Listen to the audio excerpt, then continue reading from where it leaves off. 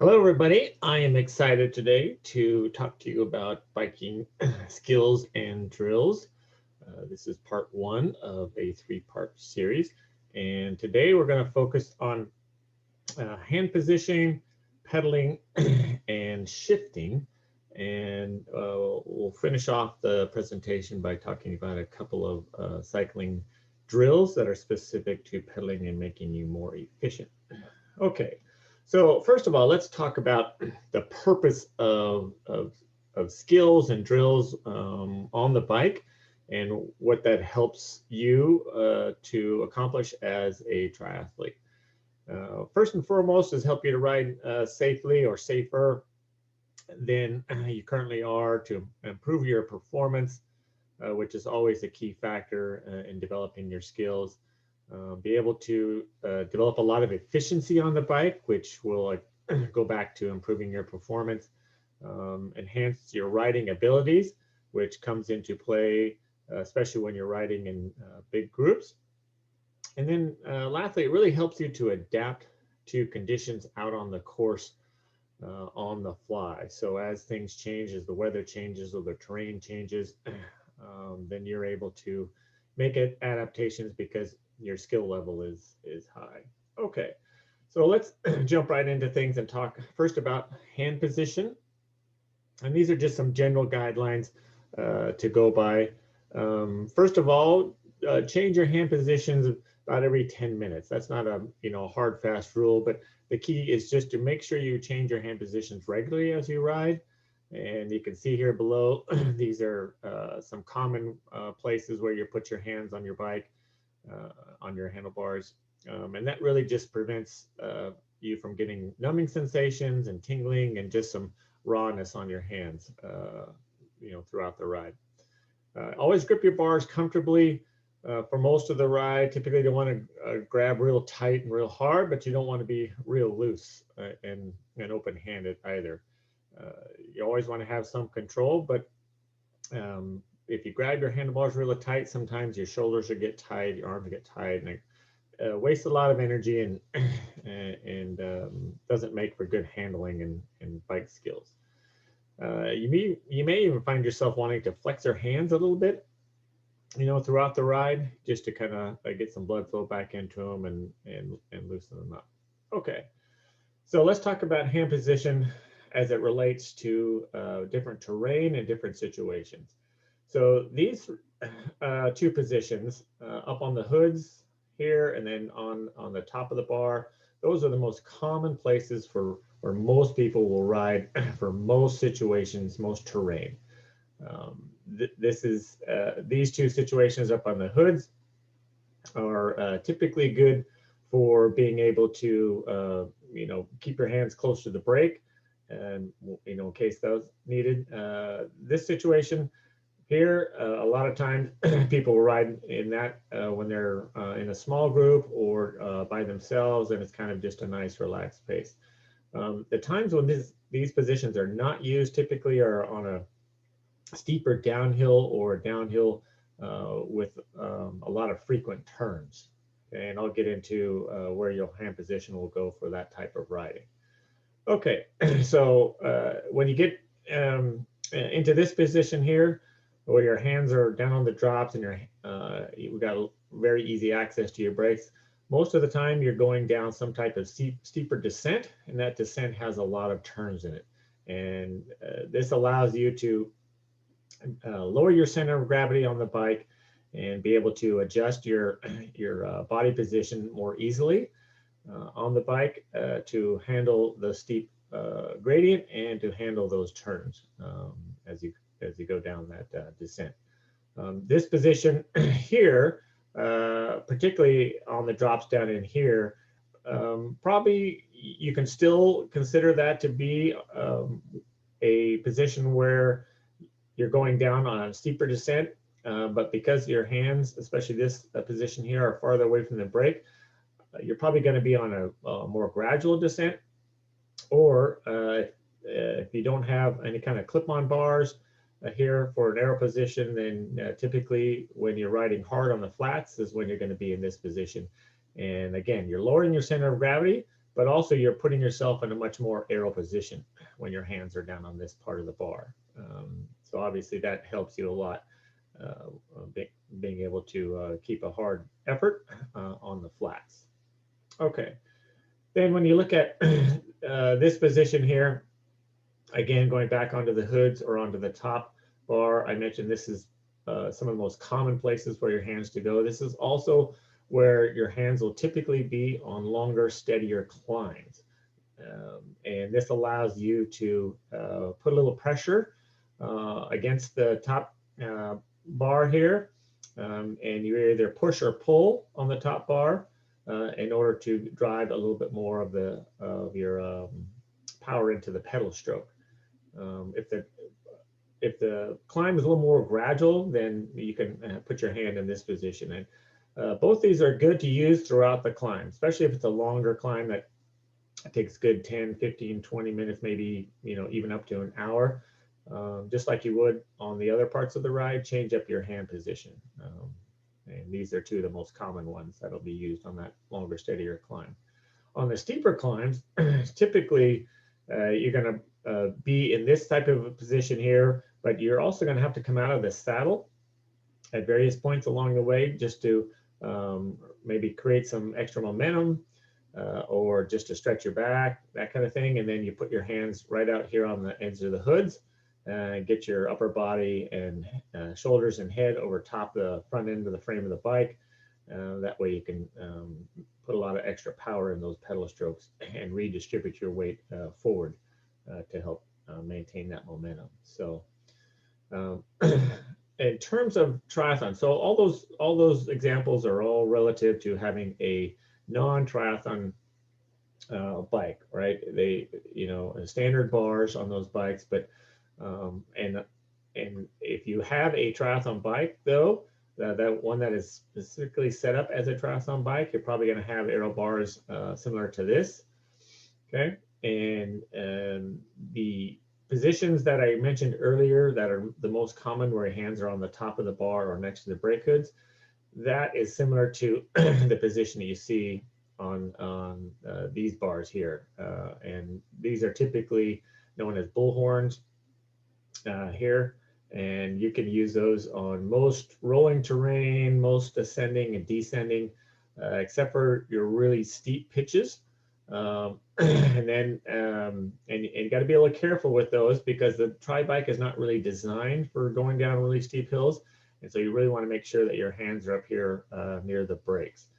Typically, you don't put your hands against the bar here for any type of riding. So keep that in mind. And on gradual descents with no curves, typically you could, as a skilled rider, be in the aero position, but I don't usually recommend that for intermediate or beginning triathletes. Always be up here on your standard drops on your bars. But when you hit the flats, certainly that's why you have aero bars, whether they're clip-ons or a full cockpit like this. Certainly be in the aero position. That saves you a lot of energy and is able to, you're able to go a lot faster, obviously, in your tri position than you would in your standard road bike position. Okay. All right. So that kind of concludes the portion on hand position relative to some of the items that I wanted to cover. But I wanted to have you review this particular video, which is a good video put out by the Global Cycling Network. They do a good job at putting together a lot of different videos on various skills and drills that you would do as a cyclist. And as a triathlete, they also have a Global Triathlon Network, which does the same thing for triathlon specific bikes. Okay, so let's roll this. And cycling involves riding in lots of different scenarios, different roads, weather, conditions, terrain. But how should we hold our handlebars in these varying conditions? Here's our top tips to help you hold your handlebars like a pro.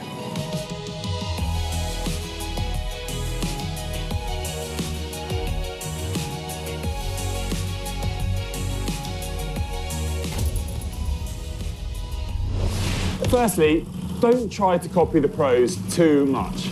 They've developed their skills over a whole lifetime. And when they're racing, they're on closed roads, so it is a lot safer. Always try to keep a good grip on the bars.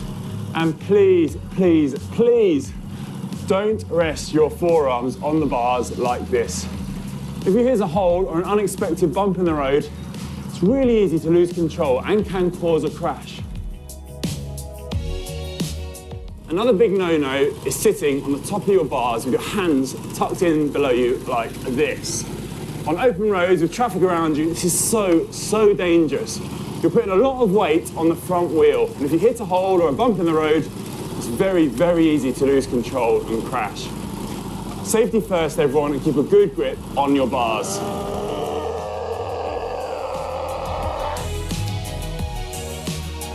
Riding on the drops is a great way of staying aerodynamic during those hard, fast efforts. However, it can be quite daunting, especially when you're not used to it. It can be difficult to stay in that position. We recommend staying on the drops for 5 minutes at a time during every ride. Build it into your rides and you'll gradually get more used to it. And over the long run, you'll save a whole heap of energy, especially in group rides where you can get low, tuck in out of the wind and stay more aerodynamic. Use the brake hoods to find a comfortable position to ride in throughout most of your ride.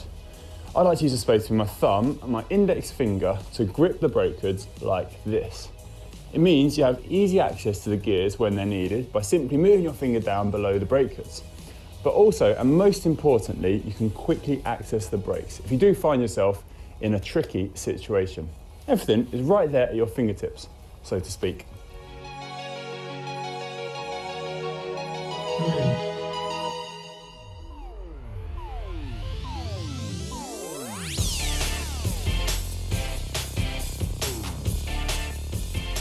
When sprinting hard, it is always best to hold the drops. You'll have a much better grip on the bars here, and it will allow for better power transfer during those huge sprints. Okay, my sprints aren't that huge, but your guys' sprints are definitely bigger than mine, so pay attention to this one. Anyway, it's much better to hold the drops during the sprints as you'll have better grip and it'll stop you slipping your grip during your effort. It'll also allow you to tuck down low at the front, staying more aerodynamic, and will lead to a much faster sprint.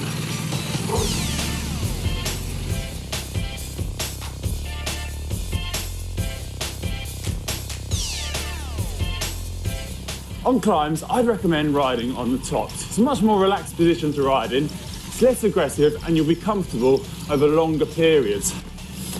Also, I'd really recommend changing your position up throughout a longer climb. This can really help you to stay relaxed. Also, get out of the saddle, stretch the muscles a bit. You don't want to be too constrained to one position over such a long period. Stay comfortable and you'll go further and also faster. Try to always keep a firm grip when out riding on the roads that won't be knocked away by an unexpected stone or pothole. You don't want to be too relaxed, because if you are, you can lose concentration if you do hit one of these potholes, causing you to lose your grip and potentially crash. But at the same time, don't over-grip those bars. This can cause a lot of muscle tightness, especially in your shoulders.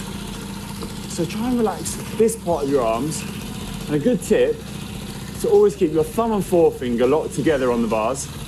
If you do hit a pothole, it acts as kind of a safety net, stopping you from losing that all-important grip on the handlebars. The key is to be safe, but also comfortable.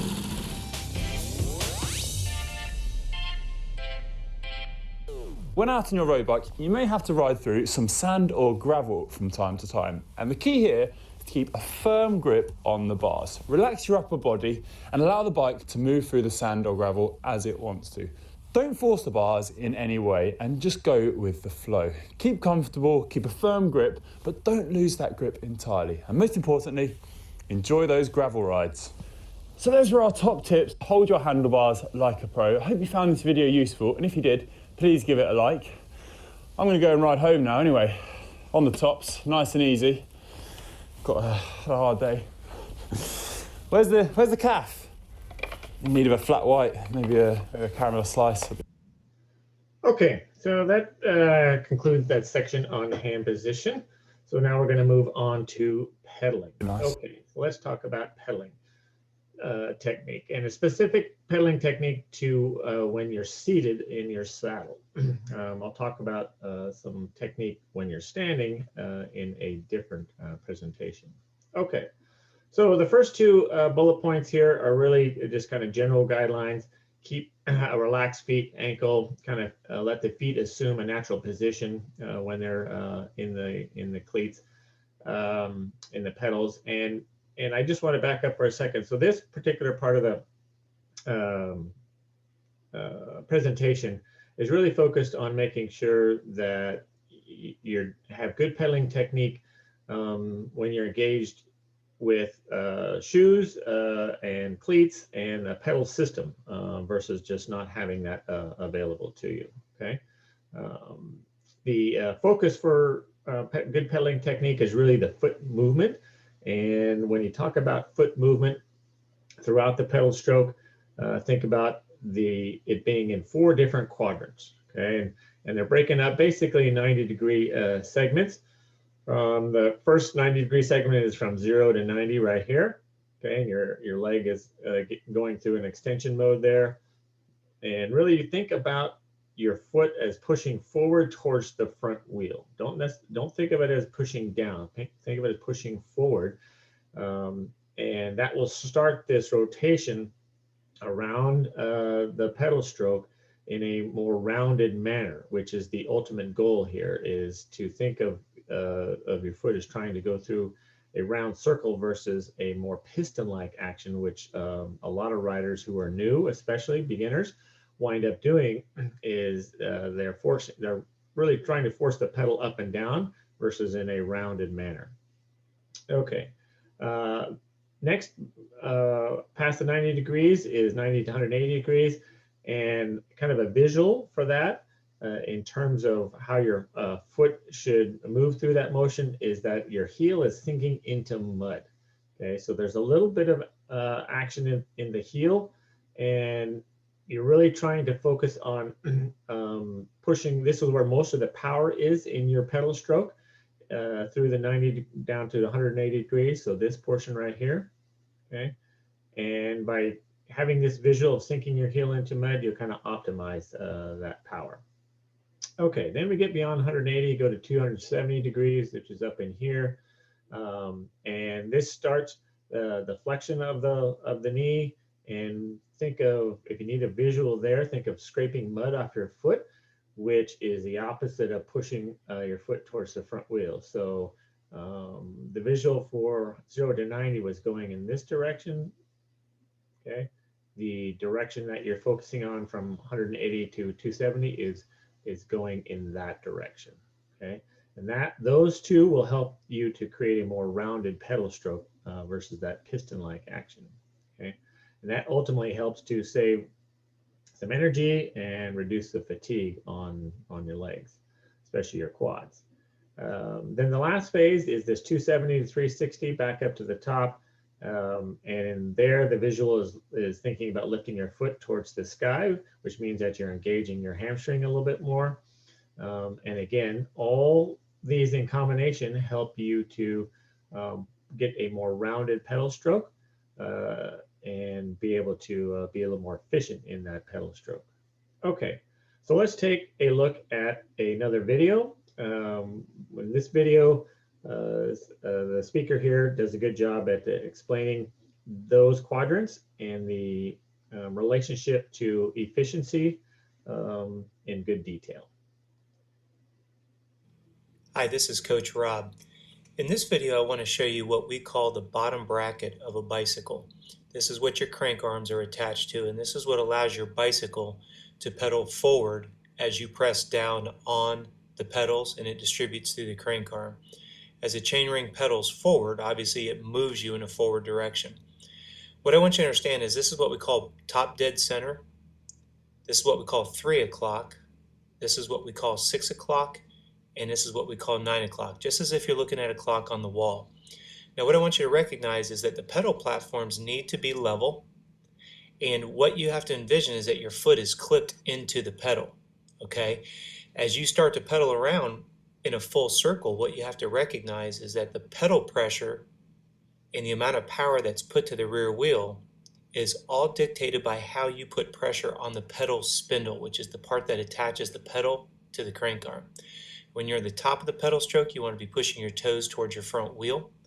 When you get to 3 o'clock, you want to actually act like you're sinking your heels into a bucket of mud. What that's doing is that's indicating where the pressure is being applied to your shoe, your pedal spindle, into the crank arm, and ultimately the chain. At this point, you're at what we call bottom dead center, or 6 o'clock. This is where you want to act like you're scraping mud off the bottom of your shoe and pulling it towards the back of the bicycle. As you come up towards 9 o'clock, this is one of the parts of the pedal stroke that's overlooked the most. And this is where you want to be pulling straight up towards the sky. Remember, you've got a flat foot on the pedal platform that's going to be lifting straight to the sky. This part of the pedal stroke is overrun by momentum with the other leg, believe it or not. So now what you want to envision is you're actually going to be cycling in quadrants. We call it 12 to 3, 3 to 6, 6 to 9. Now when you're riding on your bicycle, what you can do is look between your right leg and your top tube, and you'll see if the chain is going up and down or if it's moving back and forth, i.e. frontwards and backwards. You'll actually see the visual deviation in the chain, which shows you have some dead spots in your pedal stroke, and that's what we want to eliminate in today's video. On a board, I want you to see that the arrows indicate the pressure on the pedal that we just looked at. There's your top dead center at 12, bottom dead center at 6, and what you want to be looking at is that your pedal stroke is going to be broken down into 4 quadrants. Obviously 12 to 3, 3 to 6, 6 to 9, 9 to 12. And the arrows indicate how and where you need to be putting the pressure by quadrant for a total of 360 degrees. Straight forward, sinking your heels, scraping mud off the back, and lifting your flat foot towards the sky. You put all that together, what you're able to do is you're able to eliminate some of your dead spots in your pedal stroke. And what this is going to do is improve your efficiency, your power output, and your endurance, because really what you're doing is you're getting out of your own way. Believe it or not, the left leg gets in the way of the right leg. Now what we're looking at is how both legs look when they're in unison. Notice how it's easy to override that 6 to 12 part of the pedal stroke, because as one leg comes over top dead center and bottoms out, the next leg comes over the top, pushes straight to the bottom again. This is why we want to focus on the back half of your pedal stroke. To get started, I want you to stop pedaling, and I want you to twist your ankle out so you don't tweak a knee, and put the foot directly behind you. Now notice that I put my foot behind as close to the frame as possible to square my hips up. Now what we're looking at here is the 12 to 3. Notice that I stop and I push towards my front wheel. Every time you push towards your front wheel, you're going to hear that chain clank. That's when you know you're doing it correctly. And we stop completely to remove momentum. Now here we're going to start at 3 o'clock and go to 6. Now this feels very awkward because it's not a normal part of your pedal stroke when you think about it, because usually this is where momentum takes off. If you're putting pressure on that pedal stroke, you're going to be feeling like you're sinking your heel. Now when we start at bottom dead center, this is where you want to be feeling as if you're raking, scraping mud off the bottom of your shoe. You're pulling back towards your rear wheel by sliding backwards. This next one is what we call 9 to 12. You're going to stop and you're going to be pulling straight towards the sky. You're going to feel your stomach muscles tweak a little bit. You should actually feel your feet lose contact with the bottom of your shoe, inside your shoe. Okay? This is the part of the pedal stroke that we tend to override with momentum, as we were saying earlier, the 9 to 12. What it should look like when you put it all together, notice I'm still using only one leg. You'll notice my other leg is still close to the frame and back. My hips are squared off. And what I'm doing is I'm looking down between my right leg and my top tube, and I'm looking at my chain, trying to identify any dead strokes, any dead parts of my pedal stroke, where I'll notice the chain starts to clank. Now right there what I did was I was letting momentum get a hold of me, so I stopped the bike completely, and I resumed trying to keep as much pressure on the pedal as I can for 360 degrees. Now, in between doing the isolated leg drill on my right and my left leg, I just spin easy for a couple minutes. And what I'm just trying to do is get my hips square back up. Now, what I want you to recognize right here is I've slowed everything down. If you watch my pedal platform, my feet, our goal is to keep them as flat as possible through 360 degrees. As I come over the top of the pedal stroke, I'm pushing forward, I'm sinking my heels, I'm pulling backwards, I'm lifting up. Now, the reason why I slowed it down is so that you can see the foot itself. When you slow everything down, you start to recognize that momentum can be your best friend or your worst enemy. And when it comes to efficiency on the bicycle, you want to really be thinking about your pedal stroke in 4 quadrants, as we've discussed in this video today. Go back to normal pedal stroke. This is about an 80 cadence. Notice that the chain is staying nice and tight. And again, this is a mental conscious choice and an effort. So I hope you found this advantageous. Please visit us at coachrob.com. Okay, all right, so that concludes our section on pedaling. So next we're going to move on to shifting. And shifting, in this section, we're not really talking about how to shift per se. Most of it is some of the nuances of shifting and how that will help your performance, and how it relates to maintaining a good cadence. So the goal of shifting really is to decide on what gear you're selecting. Obviously, when you shift your bike, you are selecting a particular gear. And there's 2 things that you really want to consider in this. And the first is, are you pedaling comfortably? And does it feel like it's too spinny? Or does it feel like you're really having to torque on the pedals to get the crank arm around? For the most part, your cadence should be between 70 and 90 on most terrain. A little hillier terrain, it might be lower towards the 70. Flatter terrain, it certainly will be at least at 80. If you're kind of comfortable spinning a little faster, you might get as high as 90. Most people, I would suggest they try to shoot for around 80 on most terrain, especially flat terrain. Now, if you're a beginner, just for basics, your right lever really is controlling the back cog on your bike, and that back cog really is fine-tuning the efforts required to pedal. So think of that in relation to the left lever, which is adjusting the chain on the big chain rings in the front, towards the front of the bike, and those are really to make large adjustments in your effort while you pedal. And in combination, they work really well to give you a lot of different options for all the different terrain that you're going to be on. Okay, but again, for those of you who are new, sweep through the different combinations all the way through the back of your chain ring. Your cog in the back, using both chain rings in the front, just to kind of get a sense of what that feels like and how hard certain choices are, how easy certain choices are. One of the big no-nos in terms of your choices is not to do cross-chaining. And that cross-training really is going to be explained here in this video. So I'm not going to go into too much detail with that. So check this out. This is probably in terms of protecting your bike, creating less wear and tear on the chain on the bike itself, and being able to really highlight your power transfer from the pedal into the chain. This is something you don't want to do. Okay.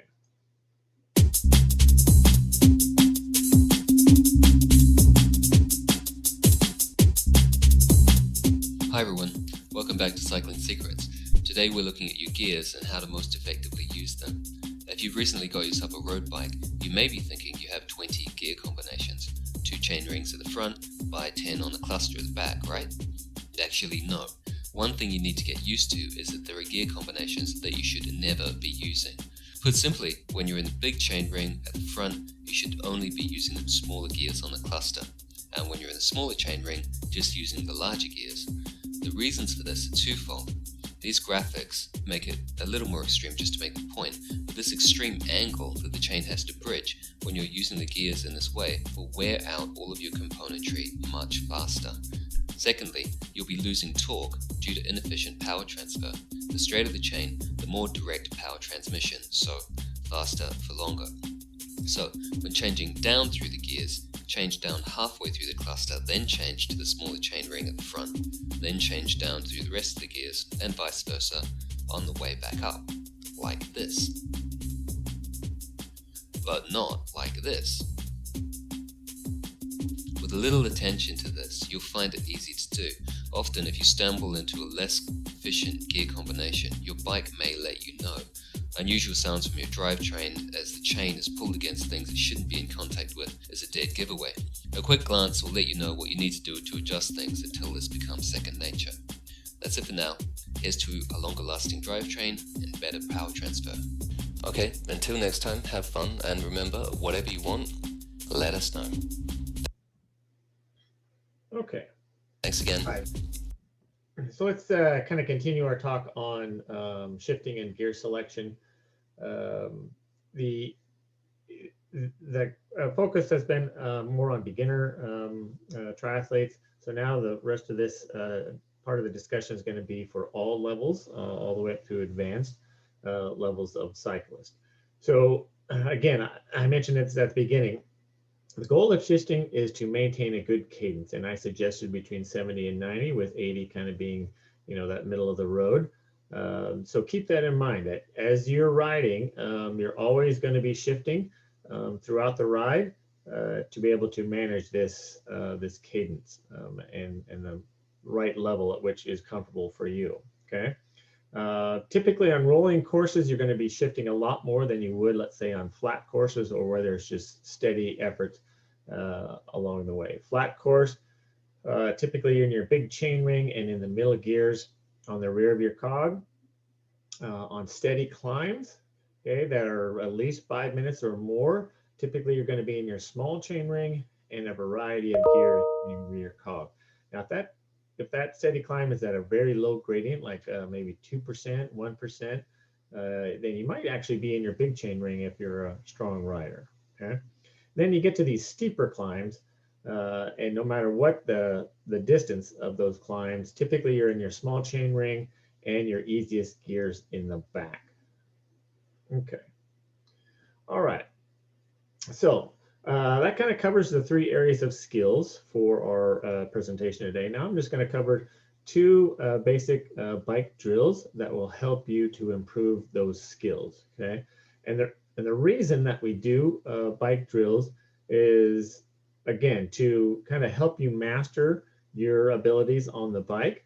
But there are some practical things that you want to do when you're doing these drills. One is to certainly practice them in a parking lot, on grass, or certainly in some kind of closed course where there's no cars, nobody else can bother you, so you can kind of concentrate on these particular drills. Start with the basics, and when I talk about the drills, I talk about the drill itself, and then I have some basic levels for beginners and some advanced, more advanced riders. And when you start with the basics, as you get stronger and better at doing them, then you can progress to more advanced drills, or just advanced in how you do that drill itself. Okay, so let's take a look at the first drill. One is, and these two drills, let me back up. These two drills are really focused on pedaling technique. Drills that will actually help your skills and abilities on the bike, I will cover in the next presentation. Okay, so one-leg cycling. Purpose of one-leg cycling is really to improve your pedaling dynamics and efficiency. And there's some key things that you want to do when you do this particular drill. One is to remain in your saddle. You're going to typically do this on flat terrain. You can do it on very shallow grades if flat terrain is not available to you. You're really trying to focus on getting even pressure throughout the pedal stroke. We talked about pedaling earlier, and some people wind up pedaling in a piston-like action, but they don't really feel that piston-like action when they're pedaling, because each foot is helping the other to get through the pedal stroke. But when you go to one foot, you can really see how you may be that type of a person, because you won't have that even pressure going around the pedal stroke. Okay. A key to helping you do that, again, is thinking about that pedal stroke, pedal front to back and not up and down. You know, we talked about in the pedaling part of this presentation, as you go through the 0 to 3 o'clock, your foot is actually pushing towards the front wheel, and you go from the 6 to 9 o'clock and you're scraping mud off your heel. Think of those two actions while you're doing this particular drill, and it will make it much more comfortable. Okay. The goal is to really get through that, and thinking about those two areas will help you go get a smooth transition over the 12 o'clock position. And the non-working foot is, you can just unclip that and let that dangle out here. Okay. If you do it on a trainer, like in the earlier video, you can place it on the back edge of the trainer.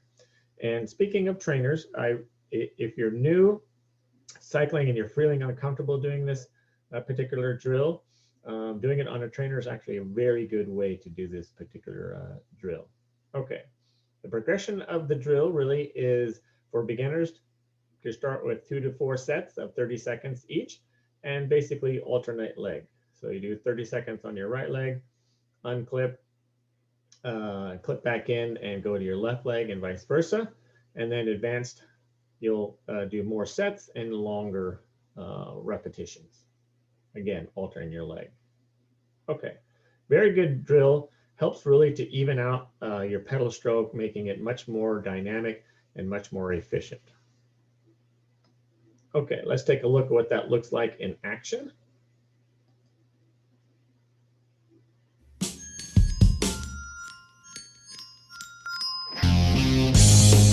Hi, this is Matt from Bike Bug Coaching.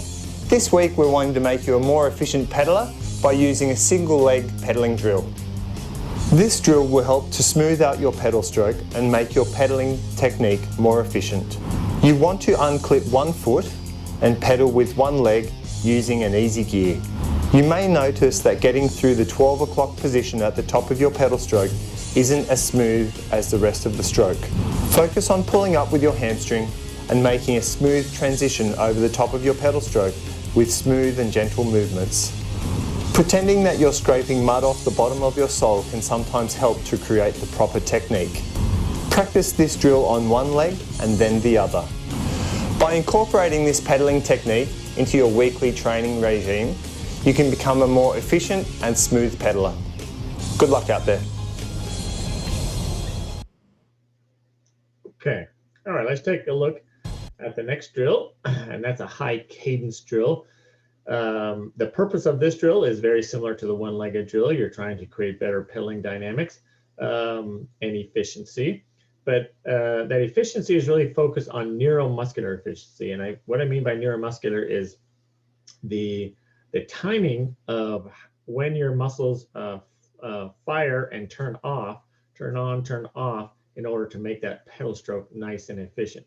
And there's different muscle fibers that are used at different parts of the pedal stroke, and they all have to be engaged when they're needed, but then not engaged when they're not necessarily needed. So that's when this high pedaling cadence really helps to refine that.